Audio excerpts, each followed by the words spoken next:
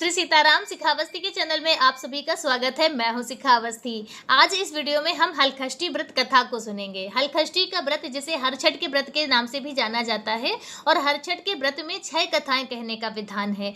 6 कथाएं आपको इसी वीडियो के माध्यम से प्राप्त होंगी, तो इसलिए वीडियो को पूरा सुनिएगा। कथाएं अच्छी लगे तो वीडियो को लाइक कीजिए, चैनल को सब्सक्राइब कीजिए, ताकि आगे आने वाले जो भी व्रत त्योहार हैं उन व्रत त्योहारों की सरल पूजा विधि और उनकी कथाएं आपको प्राप्त हों। किस प्रकार से हम महिलाएं अपने घर पर उन त्योहारों को मनाते हैं उसके विषय में आपको वीडियोस प्राप्त होंगे। तो हलखष्टी का व्रत भगवान श्री बलराम जी के जन्मदिन के उपलक्ष्य में किया जाता है। श्री बलराम जी का शस्त्र हल है, इसलिए इस दिन महिलाओं को हल चले हुए जमीन में चलना और उसमें उत्पन्न हुई सामग्री को उपयोग में करना मना किया गया है।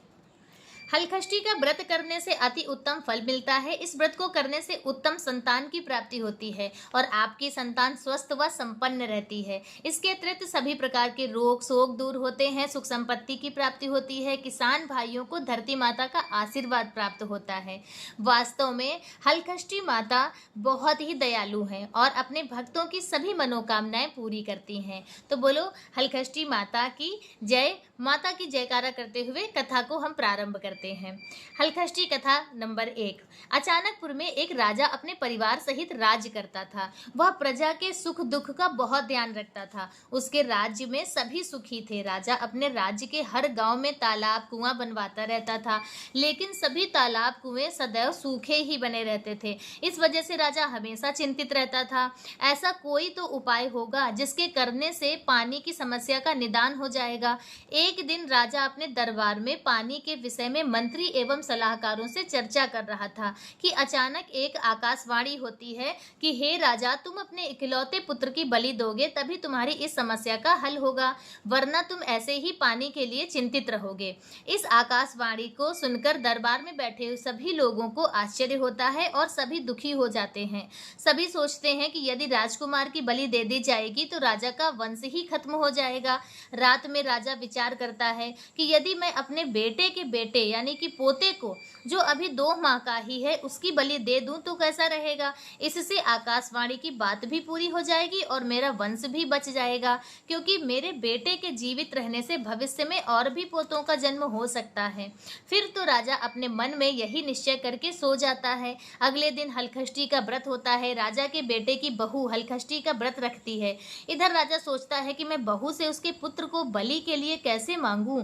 कोई माँ अपने पुत्र को बलि के लिए कैसे दे सकती है, वो भी आज के दिन जबकि माताएं अपने पुत्र के सुख सौभाग्य की कामना के लिए व्रत कर रही हैं। राजा मन में विचार करता है, क्यों न मैं बहू को किसी बहाने से उसके मायके भेज दूं और पोते को छोड़ जाने को कह दूं। जब बहू चली जाएगी तब मेरा काम बन जाएगा, बाद में बहू को कोई बहाना बना दूंगा। यह विचार राजा को उचित लगता है और वह बहू के पास जाकर कहता है, बहू, अभी तुम्हारे मायके से खबर आई है कि तुम्हारी माँ बहुत बीमार है, तुमको देखना चाहती है, तुम अपनी माँ को देखने चली जाओ, पोते को मेरे पास छोड़ जाना।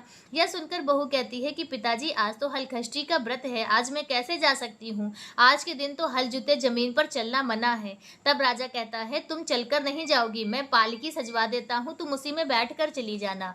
बहू के जाते ही राजा अपने पोते को सागर के पास ले जाकर बलि चढ़ा देता है। उसके बाद उसे आत्मग्लानि होती है कि वह अपनी बहू से क्या कहेगा। उधर बहू जब अपने मायके पहुंचती है तो सभी महिलाएं हलखष्टी पूजा करने की तैयारी कर रही होती हैं। उसकी माँ भी पूजा करने के लिए तैयार बैठी होती है। अपनी माँ को स्वस्थ देखकर बहुत खुश होती है, लेकिन आश्चर्य भी होता है कि ससुर जी ने ऐसा क्यों कहा। उसके बाद सभी मिलकर हलखष्टी देवी की पूजा करते हैं। बहू भी पूजा करके व्रत का पारण कर कहारों के साथ वापस आती है। रास्ते में वह कहारों को कहती है कि हमारे ससुर जी ने जो सागर बनवाए हैं उसी तरफ से लेकर चलना, मैं सागर में मुंह हाथ धोकर घर जाऊंगी। कहारों को असमंजस होता है, लेकिन बहू की जिद के कारण उधर ले जाते हैं, लेकिन उन्हें सागर में पानी भरा हुआ देखकर आश्चर्य होता है। वास्तव में आकाशवाणी के अनुसार राजा के बलि देने से ही यह चमत्कार हुआ था। बहू सागर में उतरकर प्रणाम करती है और हाथ मुंह धोकर आंचल फैलाती है। आंचल में उसका बच्चा खेलते हुए आ जाता है। बहू को बहुत आश्चर्य होता है कि बच्चा यहाँ कैसे आ गया। फिर दोनों घर पहुँचते हैं। यह सब हलखष्टी माता की कृपा से ही हुआ था। राजा अपनी बहू से माफ़ी मांगता है, लेकिन साथ में बच्चे को देखकर बहुत खुश होता है। राजा बहू को आशीर्वाद देते हुए कहता है कि यह तुम्हारे ही पुण्य प्रताप का नतीजा है। राजा कहता है कि जिस तरह बहू के आत्मविश्वास और श्रद्धा के कारण हमारे घर में खुशियां आई हैं, वैसे ही हमारे राज्य में सभी प्रजाजनों के घरों में खुशियां आएं। राजा ने अपने राज्य में घोषणा करवाई कि अगले साल से हमारे राज्य में सामूहिक रूप से हलखष्टी की पूजा होगी। जिस प्रकार हलखष्टी माता की कृपा से राजा के घर में खुशियां आईं, उसी प्रकार से आप सभी भक्त लोगों के घर में सदैव खुशियां बनी रहें। बोलो हलखष्टी माता की जय। दूसरी कथा, रामपुर में एक किसान परिवार रहता था। किसान के बड़े लड़के का विवाह हो चुका था। उसकी एक लड़की थी जो कि विवाह के योग्य हो चुकी थी। बहू लक्ष्मी और ननंद रामा दोनों सहेली जैसे रहते थे। रमा की माँ अपनी बहू को बहुत प्यार करती थी। एक दिन रमा और लक्ष्मी दोनों खेत जाने की सोचते हैं। माँ से आज्ञा लेकर साथ में कुदाली दुकनी लेकर खेत जाती हैं। लक्ष्मी अपनी ननंद से कहती है कि तुम यहाँ पर बैठना, तब तक मैं खेत में कांटा लकड़ी घास इत्यादि पड़ा है उसे बीन लेती हूँ। ऐसे कहकर लक्ष्मी काम में लग जाती है। इधर रमा जहाँ बैठी थी वहीं पर नाग का भिंभौरा था। रमा बैठे बैठे वहाँ की मिट्टी को लकड़ी से खोदने लग जाती है और अचानक में नाग के 5-6 अंडों को वो फोड़ देती है। इससे नागिन को बहुत गुस्सा आता है और वह रमा को काटने के लिए आती है। रमा चिल्लाते हुए दौड़ती है। इतने में रमा के पीछे नागिन को आते देख लक्ष्मी रमा को अपने पीछे करके नागिन से हाथ जोड़कर प्रार्थना करती है और कहती है कि हे माँ, आप मेरी ननंद की भूल को क्षमा कीजिए। बदले में मैं आप जैसा कहोगी मैं वैसा करूंगी। नागिन लक्ष्मी से कहती है, तेरी ननंद ने मेरे पूरे वंश का नाश कर दिया है, क्या तू इसकी पूर्ति कर सकती है? लक्ष्मी सोचती है कि मेरे एक ही नंद है, यदि इसको कुछ हो गया तो मेरी सास का क्या होगा। फिलहाल अभी इस परिस्थिति को टालना होगा। ऐसा सोचकर नागिन से कहती है कि हाँ हे माँ, मैं आपके नुकसान की पूर्ति तो नहीं कर सकती हूँ, इसके बदले में आप जैसा कहोगी मैं वैसा करूँगी। यह वचन देकर वह वापस आ जाती है और घर में किसी को भी कुछ नहीं बताती है। समय धीरे धीरे बीतता जाता है। रमा की शादी हो जाती है और वह अपने ससुराल चली जाती है। लक्ष्मी भी अपना वचन भूल जाती है। कुछ समय बाद लक्ष्मी एक सुंदर बालक को जन्म देती है। परिवार में खुशियाँ मनाई जाती हैं। छठी की रात में नागिन आती है और लक्ष्मी से उसका बच्चा मांगती है। लक्ष्मी सोच में पड़ जाती है और अपना वचन याद आते ही वह अपना बच्चा नागिन को दे देती है। दूसरे दिन सुबह जब सभी को बच्चे के लोप होने की खबर मिलती है तो घर में मातम छा जाता है। समय अपनी गति से चलता रहता है। कुछ समय बाद लक्ष्मी फिर से एक सुंदर बालक को जन्म देती है। छठी की रात नागिन आती है, लक्ष्मी से बच्चा लेकर चली जाती है और फिर से मातम छा जाता है। समय धीरे धीरे बीतता जाता है। धीरे धीरे करके लक्ष्मी अपने 5 बच्चों को नागिन के हवाले कर चुकी होती है। उसकी सास अब उसे ताना कसने लगती है और उसे दुख देने लगती है। कुछ समय बाद लक्ष्मी छठवीं बार गर्भ धारण करती है तो उसकी सास उसे डायन कहकर घर से निकाल देती है। ऐसी स्थिति में लक्ष्मी अपनी माँ के घर पहुंचती है। अपनी बेटी को ऐसी दयनीय स्थिति में देखकर माँ का दिल बहुत दुखी होता है और वह अपनी बेटी से पूछती है, तेरी ऐसी हालत कैसे हो गई? लक्ष्मी रोते सुबकते हुए अपनी पूरी कहानी अपनी माँ को बता देती है। उसकी माँ सब सुनने के बाद उसे सांत्वना देते हुए कहती है, तू चिंता मत कर, सुखपूर्वक यहाँ रहे, धीरे धीरे सब ठीक हो जाएगा। समय आने पर लक्ष्मी एक सुंदर बेटे को जन्म देती है। छठी के दिन उसकी माँ घर के पिछवाड़े में गड्ढा खोदकर 6 मटकी गाड़ देती है और उसमें क्रमशः लाई, जवा, चना, महुआ, दूध की खीर भरकर रख देती है। रात में नागिन आती है तो सभी चीज़ों को खाते खाते वह महुआ खाती है तो उसे बहुत प्रिय लगता है। उसके बाद वह खीर खाती है। इस प्रकार जब वह पूर्ण रूप से संतुष्ट हो जाती है तब वह लक्ष्मी के पास आती है और कहती है कि हे बेटी, तुम अपने धर्म और वचन की पक्की हो। मैं तुमसे बहुत प्रसन्न हूँ, तुम वरदान मांगो, जो मांगोगी आज मैं तुम्हें दूंगी। लक्ष्मी कहती है, हे माँ, यदि तुम सचमुच प्रसन्न हो और मुझे कुछ देना ही चाहती हो तो आप मेरी संतानों को मुझे वापस दे दीजिए। नागिन तथास्तु कहकर अंतर्ध्यान हो जाती है। जब लक्ष्मी का ध्यान भंग होता है तो अपने पास अपने सभी बच्चों को देखकर वह बहुत खुश होती है। कुछ दिन बाद वह अपने बच्चों सहित अपने ससुराल आती है। बहू को बच्चों सहित देखकर सास को बहुत आश्चर्य होता है। लक्ष्मी अपनी सास को पूरी कहानी बताती है तो सास उससे माफी मांगती है। घर में फिर से खुशियां मनाई जाती हैं। सभी लक्ष्मी के घर में पूर्ण रूप से सुख शांति स्थापित हो जाती है। बोलो हलखष्टी मात की जय। तीसरी कथा। कोटा लहरी में दो भाई रहते थे। बड़े का नाम काशीराम और छोटे का नाम बंसीराम था। बड़े की पत्नी का नाम काली और छोटे की पत्नी का नाम लाली था। काली के कोई संतान नहीं थी। लाली के दो बच्चे थे, ठंगड़िया और मुंगड़िया। लाली की सास अपने पोतों को बहुत प्यार करती थी। लाली प्रतिदिन घर का सारा काम निपटाकर शहर में दूध दही बेचने के लिए जाती थी और शाम तक वापस आती थी। शहर में लाली जिस जिस घर में दूध दही देती थी वे लोग कहते थे कि कल हमारे यहाँ हरछठ की पूजा है, इसलिए तुम भैंस का दूध दही लेकर आना, उसी से हम पूजा करेंगे। अगले दिन लाली जल्दी उठकर अपने बच्चों को नहला धुलाकर तैयार करती है और बच्चों को समझाती है कि अपनी चाची को तंग मत करना। एक मटकी में गाय का दूध, दूसरी में भैंस का, तीसरी में गाय का दही, चौथी में भैंस का दही रखती है। चारों मटकियों को में निशान बनाकर उन्हें बड़ी टुकनी में रखकर फिर शहर की तरफ रोज की तरह बजाती है। जो लोग हरछठ की पूजा के लिए भैंस का दूध दही मांगते हैं उन्हें भी वह गलती से गाय का दूध दही दे देती है। उधर घर में काली खाना बनाने के लिए चूल्हा जलाती है और उसे बहुत ईर्ष्या होती है तो वह अपने देवरानी के बच्चों को मारकर चूल्हे में लकड़ी की जगह जला देती है। खाना बनने के बाद वह अपनी रसोई को अच्छी तरह से साफ वाफ करके राख को समेट कर बाहर फेंक आती है। उधर कुछ देर में लाली को याद आता है कि भैंस के दूध की दही की जगह मैं गाय का दूध दही दे आई हूँ। तो वह फिर से दौड़ी दौड़ी जाती है और सभी महिलाओं को मना करने के लिए तो सारी महिलाएं एक ही जगह एकत्रित होकर पूजा की तैयारी कर रही होती हैं। लाली हाथ जोड़कर कहती है कि मेरे से बहुत बड़ी गलती हो गई है, मैंने आपको भैंस के दूध दही की जगह गाय का ही दूध दही दे दिया है। आप सभी लोगों ने पूजा शुरू नहीं की है, इसलिए उसे अलग कर दीजिए और भैंस के इस दूध दही से पूजा कीजिए। लाली भी वहीं बैठकर पूजा करती है और अपनी गलती के लिए क्षमा मांगती है। इधर काली को बहुत आत्मग्लानि होती है, वह अपने मायके चली जाती है। जब लाली शहर से वापस आती है तो अपने बच्चों को आवाज लगाते हुए बुलाती है कि हरछठ की पूजा के प्रताप से उसके दोनों बच्चे जीवित हो जाते हैं। दौड़ते हुए आते हैं, बच्चे अपनी माँ को पूरी कहानी बताते हैं। अपने बच्चों को देखकर लाली बहुत खुश होती है और अपनी जेठानी को बुलाने चली जाती है। वह अपनी जेठानी को समझाते हुए कहती है कि दीदी जो हो गया सो उसे भूल जाओ। आज हम दोनों यह प्रण करते हैं कि हम भी अगले साल से हरछठ की पूजा किया करेंगे। इस प्रकार देवरानी और जेठानी दोनों खुशी खुशी सुख शांति से रहकर पूजा करने लगती हैं। बोलो हरछठ माई की जय। चौथी कथा। रामगढ़ में एक ब्राह्मण परिवार रहता था।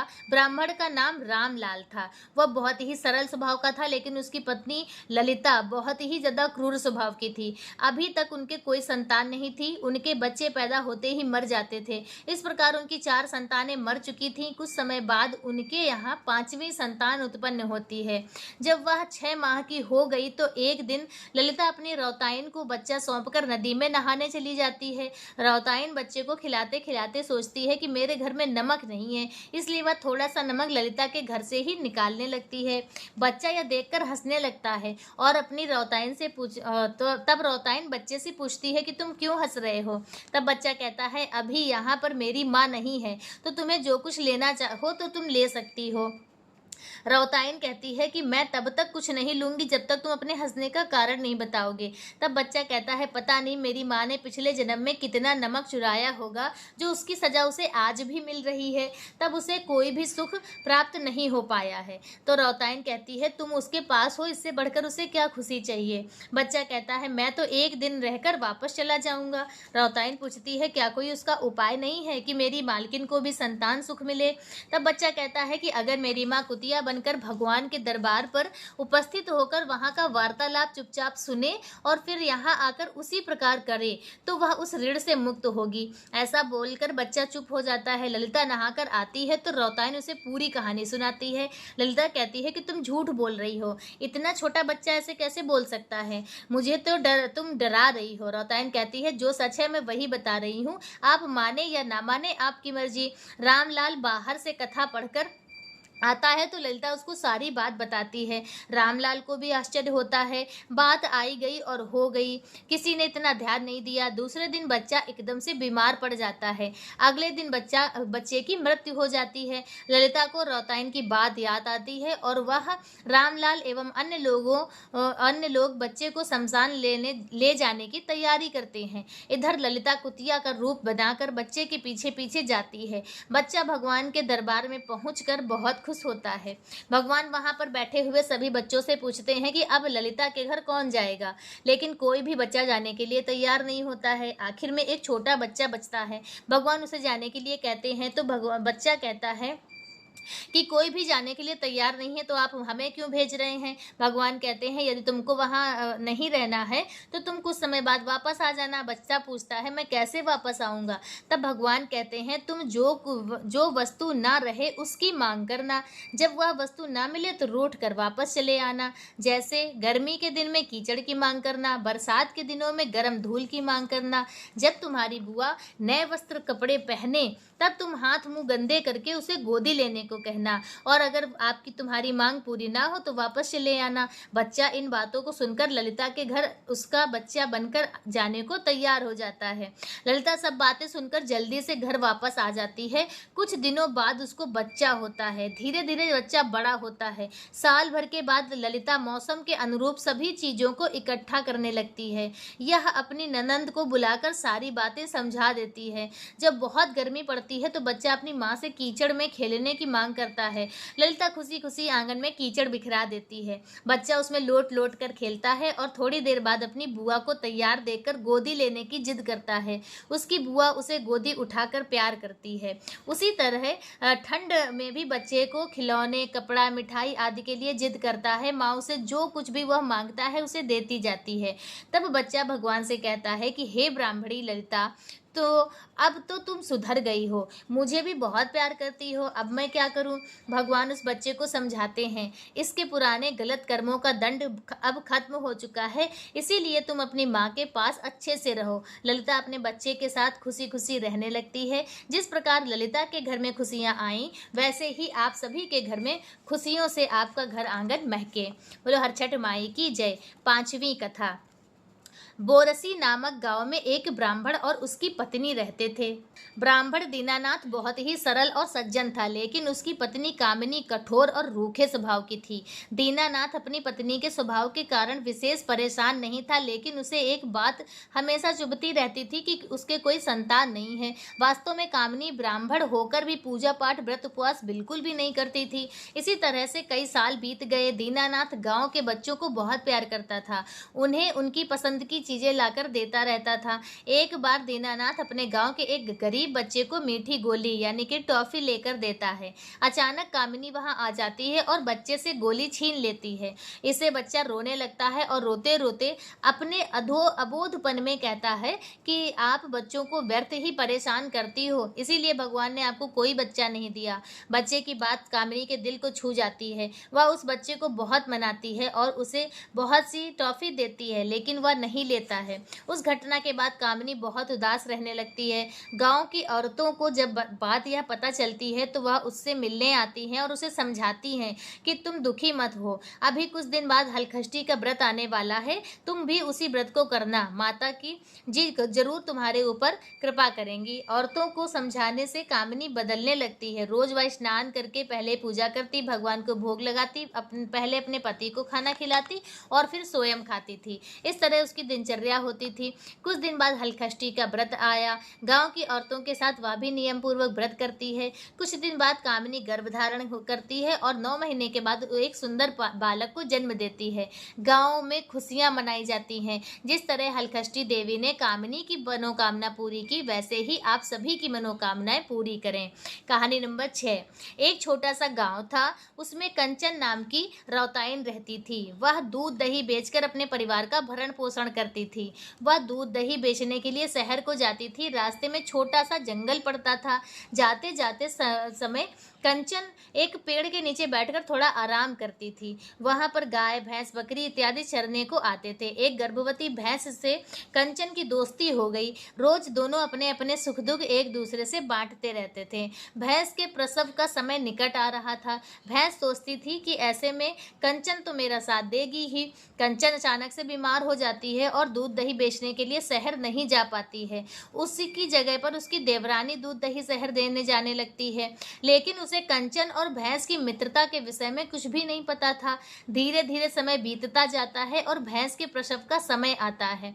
भैंस दर्द से कराह रही होती है कि सामने से कंचन की देवरानी आती दिखाई देती है, तो भैंस उसे मदद के लिए पुकारती है। देवरानी कटु स्वर में कहती है कि मेरे पास इतना समय नहीं है, मुझे जल्दी जाकर शाम से पहले घर भी वापस आना है। यह कहकर वह वहां से चली जाती है। तब भैंस क्रोध में आकर श्राप देती है कि मेरा प्रसव छठ महारानी की दया से अच्छे से निपट जाएगा और मेरा बच्चा दौड़ने भी लगेगा, लेकिन तुम मनुष्यों को अपने बच्चों को पालने में बहुत अधिक मेहनत करनी पड़ेगी। उस महिला की लापरवाही के कारण पूरी मनुष्य जाति को यह श्राप मिला। इसीलिए सभी मनुष्यों को हर समय हर किसी की मदद करने को तैयार रहना चाहिए। और तभी से हलखष्टी व्रत में भैंस का महत्व हुआ और भैंस के दूध दही का प्रयोग किया जाने लगा। तो इस प्रकार से हलखष्टी व्रत कथा संपूर्ण हुई। बोलो हर छठ माई की जय, हलखष्टी माई की जय। तो इस प्रकार से सभी कथाएं पूर्ण हुई। कथाएं कैसी लगी कमेंट में हर छठ माता की जय का जयकारा जरूर लगाएं। श्री सीताराम, जय हर छठ माई।